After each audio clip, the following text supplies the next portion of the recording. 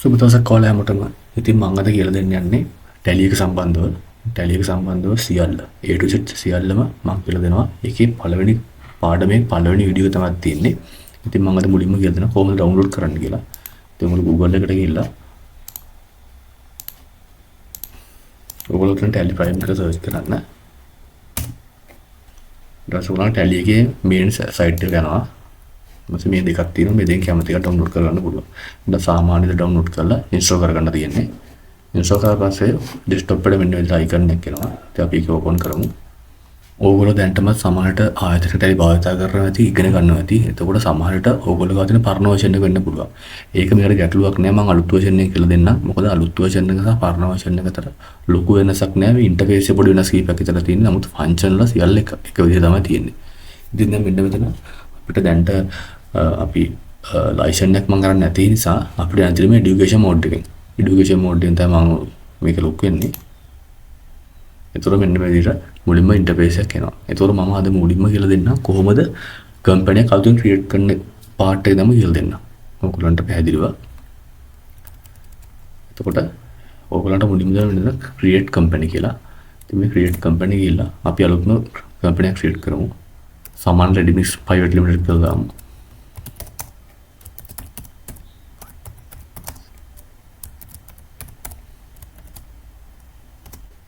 country එක මේ වගේ දාන්න තියෙන්නේ. සපාරණ ටැලි මේකේ නැහැ. පාණේ කියලා ප්‍රශ්නයක් නැහැ. උරන් සේව් කරලා තියෙන ෆෝන් නම්බරය දාන්න තියෙනවා. මම මොන මොබයිල් නම්බර normally දාන්නම්. ඔයාට ඊමේල් ඇඩ්‍රස් වෙබ්සයිට් එක දාන්න තියෙන්නේ. ඉතින් සාමාන්‍ය මෙතන අපි දාන්න පුළුවන් වෙනම් අපි ගිය දවස් දාමු 1 4 5 ඊට පටන් ගන්නවා. ඒතර වෙන ආකාරයෙන් චේන්ජ් වෙනවා. බුක් බෙයාරින් එක කියන්නේ අපේ මේ ටැලි එක පටන් ගන්න දවස. ඉතින් ඔයා මෙතන දාන්න බලන දවස් ඊට පස්සේ සේව් කරගන්න තියෙන්නේ. මෙතන සාමාන්‍ය අපේ මේන්ටේනන්ස් එක කොහොමද මේ yes දෙනකොටම enable bills entry මේක yes දෙන්න.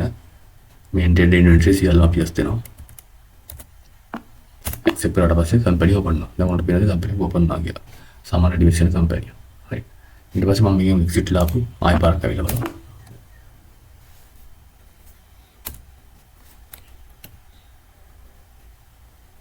දැන් උන්ට පේනවා ඇති මම අලුතෙන් ක්‍රියේට් කරපු කම්පැනි සමාන ඩිවිෂන් කම්පැනි. දැන් ඊට පස්සේ අපි මේකට දාගමු මේ admin password user name password dedicate කරගන්න ඕනි. මෙතන කම්පැනි එකෙන් තැන්ට ගිහිල්ලා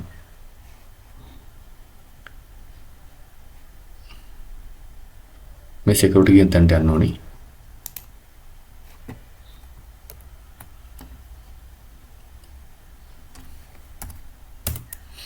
admin ගේ user password දීලා මුලින්ම අපි ඒක දීලා දාමු. මම සෝ දැන්ට ඒක admin කියලා දෙන්න.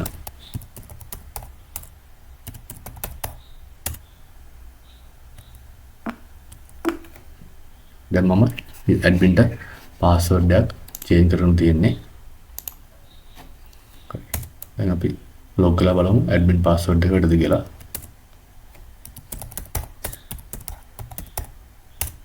මොනවද admin එක log වුණා. ඉතින් ඊළඟට අපි ක්‍රියේට් කරගන්න ඕනේ users ලා සහ password. ඒ කියන්නේ මේක භාවිත කරන users ලා ප්‍රමාණය සහ password ටික තමයි ක්‍රියේට් කරන්නදී මම කියලා දෙන්නම්. මේක මෙතනට ගිහිල්ලා user roles role යන්න ඕනේ. එතකොට සාමාන්‍යයෙන් tally එකේ main කීපයක් sample දෙක එනවා. මේක තව actually add කරන්න ඕගොල්ලන්ට පැහැදිලි කරන්න ඕනේ. account assistant කෙනෙක් ඉන්නවා. ඒ කියන්නේ අපේ ආයතනයක තියෙනවා account assistant කෙනෙක් ඉන්නවා, account executive කෙනෙක් ඉන්නවා, accountant කෙනෙක් ඉන්නවා. ඔන්න ඔය ආකාරයෙන් තුන් දෙනෙක් මම ක්‍රියේට් කරනවා. ඒ කියන්නේ ඒ අයට වෙන වෙනම access දෙන්න පුළුවන් tally එකේ. මම ඒක කියලා දෙන්නම්. මම මෙතන දානවා account assistant කියලා දානවා. එතකොට මෙතන දානවා මොනවද data entry එක සාමාන්‍ය යන්නේ. මෙන්න මෙතන ස්පෙෂල් මම ඔයාලට දෙයක් කියන්නම්. ඒ තමයි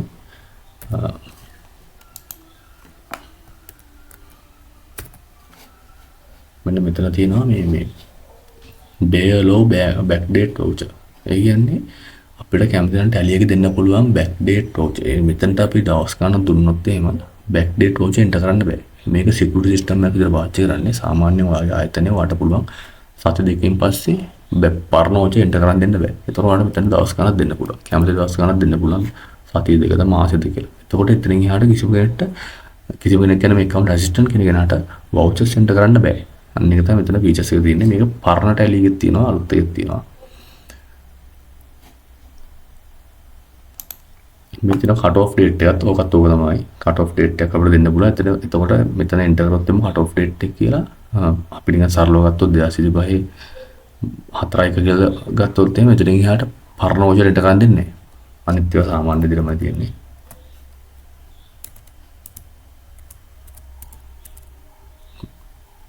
මෙතන තියෙනවා ඩිස්අලෝව් ෆන්ක්ෂන් එකක්. ඒ කියන්නේ අපිට සමහර දේවල් හයිඩ් කරන්න ඕන. ඒ කියන්නේ account assistant කියන්නේ පහළ post එකකට අපිට මොකක් හරි හිතන්නකෝ එයාට access එකක් දෙනවා. සාමාන්‍යයෙන් අපි එයාට මෙතන access එකක් දෙනවා balance sheet බලන්න බෑ. එහෙනම් මෙතන full access දෙනවා. ඔන්නෝ දීලා balance sheet එක මම හයි. මෙන්න balance sheet එක hide කරනවා. එතන මේක තමයි වෙන්නේ. ඒ කියන්නේ අපි තව ගත්තොත් එහෙම මෙතන alt කරන්න. ඒ කියන්නේ මෙන්න මේව alt දීලා යම් කිසි මෙතන voucher format එකක් දුන්නොත් අපි cash book දුන්නා කියන්නකො. cash book දුන්නොත් එයාට cash book එකේ voucher alt කරන්න enter කරන්න බෑ. එයාට view කරන්න පුළුවන් enter කරන්න බෑ. ඒක තමයි දැන් තියෙන වෙනස. create කියලා දුන්නොත් ඒ voucher එයාට create කරන්න බෑ. මෙතන voucher එකක් දීලා අපි දුන්නොත් දැන් bank book කියලා දැම්මොත් එයාට voucher create කරන්න බෑ. ඊට පස්සේ display කියලා දැම්මොත් එහෙම එයාට බලන්නත් බෑ. ඒක පේන්නේ නැහැ. ඒක hide කරනවා යාගේ. ඒතකොට display print export කියන එක දුන්නොත් එහෙම එයාට ඒ voucher එක print කරන්න export කරන්න share කරන්න කිසි දෙයක් බෑ. ඒ voucher format එක අපි තුමු bank book දුන්නා කියලා. ඒතකොට ඒ අදාළ account assistant කෙනෙකුට bank book එක පෙන්වන්නෙත් නැහැ, print කරන්න ඒ කිසි දෙයක් දෙන්නේ නැහැ. full access දුන්නා සමස්ත සියල්ලම නැති වෙනවා. preview දුන්නොත් එහෙම බලන්න බෑ, view කරන්න බෑ. මෙතන print export share ඒක දුන්නොත් එහෙම මෙයාට මේක enter කරන්න පුළුවන්, save කරන්න පුළුවන්. හැබැයි print කරන්න බෑ, export කරන්න බෑ, share කරන්න බෑ. මේක බොහෝ දුරට පරණ ටැලි එක නම් මට මතක තියෙන්නේ නැද්ද කොහෙද?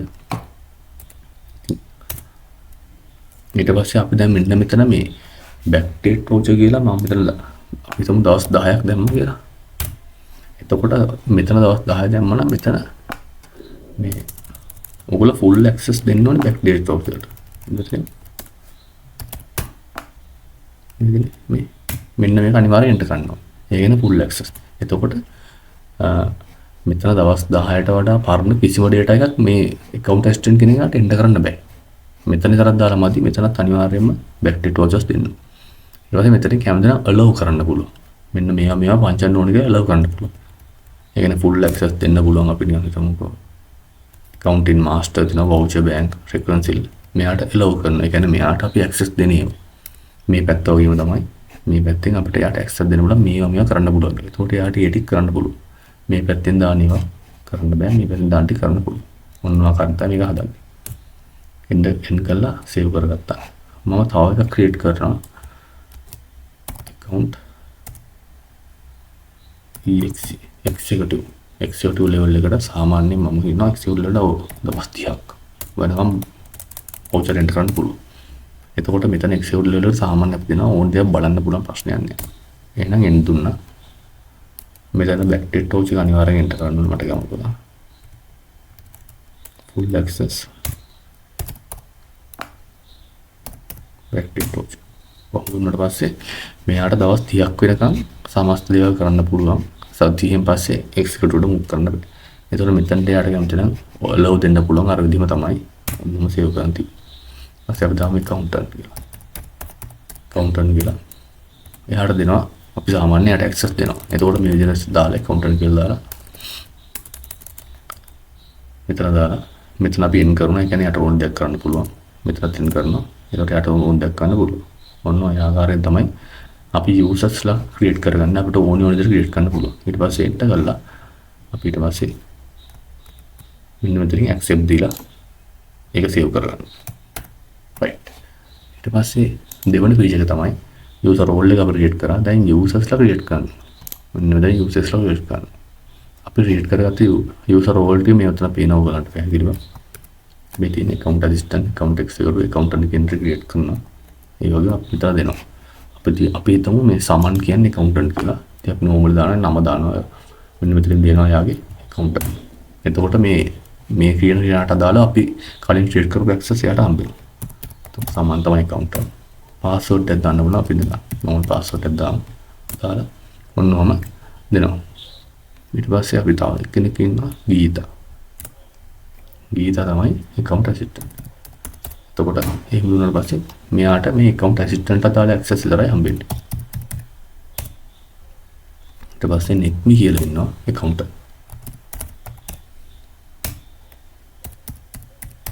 හරි netme කියන account ඔන්න හොඳාලා ඕගොල්ලන්ට තියෙන්නේ මේක save කරගන්න. එතකොට මේ netme කියන කෙනාට log වෙන්න පුළුවන්. හරි. මම දැන් save කරගෙන අපි log කරලා බලමු මේ account එකකින්. මම share company ගිහලා සම්පූර්ණ විශ්ලා ආයි log වෙනවා.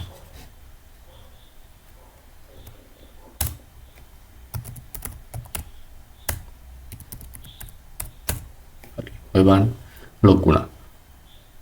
එතකොට නේ ඕනට පේනවා ඇති. අපි අර සමහර ඒවා මම අතන ලිස්ට් ලොග් කරපින්ද මෙතන ගොඩක් report අයින් වුණා. මට පැහැදිලි වෙන්නේ මෙතන ගොඩක් reports මේ display එක දෙන ගොඩක් report අයින් කරලා. ඒ කියන්නේ මම යාට අර account executive කෙනාට සමහර ඒවා ලිස්ට් ලොග් කරපින්ද දැන් යාට මේවා අයින් කරලා තියෙනවා. මම ලේසි වෙන්න ඕනේ නැත්නම් මම admin එකම log වෙන්නම්.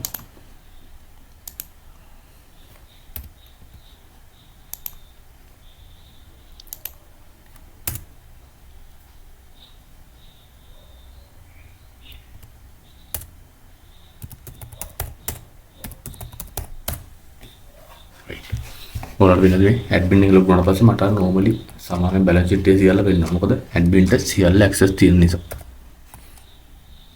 ඉතින් මෙන්න මේක තමයි මූලික theory අද මම කියලා දුන්නේ. ඉතින් මගේ වීඩියෝ එකේ දෙවෙනි part එකකින් මම කියලා දෙන්නම් කොහොමද create කරන්නේ group ledger current voucher ඒ ටික මුලින්ම create කරන්න කියලා. ඉතින් මම දෙවෙනි වීඩියෝ එකෙන් කියලා දෙන්නම්. බොහොම ස්තුතියි.